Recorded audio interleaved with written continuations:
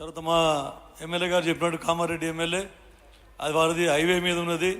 నిజంగా చెప్పాలంటే so many NGOs they are doing so many programmes in my constituency which is remote. Narayankhed అనేది మారుమూల ప్రాంతం, border of Maharashtra and Karnataka. మీలాంటి సపోర్ట్ CSR ఫండ్స్ కానీ చాలా అవసరం, మాలాంటి ఏరియాకు చాలా అవసరం. ఇన్ఫ్రాస్ట్రక్చర్లోనే ఇంకా మేము లాగింగ్ ఉన్నాం.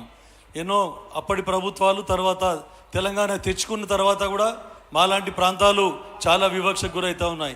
ఎప్పుడు నేను ఫైట్ చేస్తూ ఉంటాను, ఇట్లాంటి ప్రాంతాలకే ఎక్కువ బడ్జెట్ కేటాయించాలి, ఇటువంటి ప్రాంతాలకే తెలంగాణ వచ్చి మనం సాధించుకున్న తెలంగాణ వలన లాభపడుతుందని చెప్పేసి.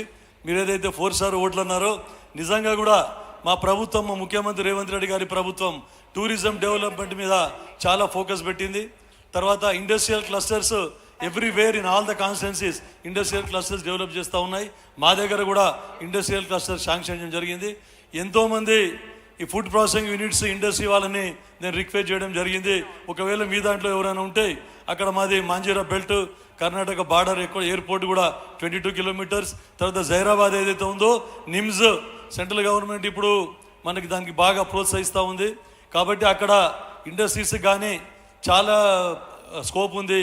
కాబట్టి మీ అందరి NRIస్కి తర్వాత GT నేను రిక్వెస్ట్ చేస్తూ ఉన్నా, నిజంగా మీ సేవలు అవసరం ఉన్నాయంటే మాలాంటి నియోజకవర్గాలకు అని చెప్పేసి చెప్తా ఉన్నాను, రూరల్ ఏరియాకి.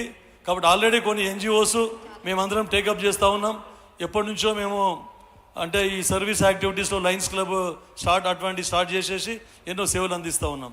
దానికి మీరు, ఎందుకంటే ఫైనాన్షియల్గా ఇట్స్ వెరీ పూర్, అక్కడ ఏం రిసోర్సెస్ లేవు.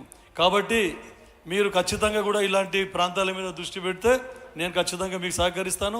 ఇండస్ట్రీస్లో తర్వాత టూరిజంలో మెయిన్గా మీకు చాలా స్కోప్ ఉంది అక్కడ అని చెప్పేసి ఎవరైనా ఉంటే విశ్వ గారిని తీసుకుపోయి విజిట్ చేపిస్తాను. I need your help. Thank you.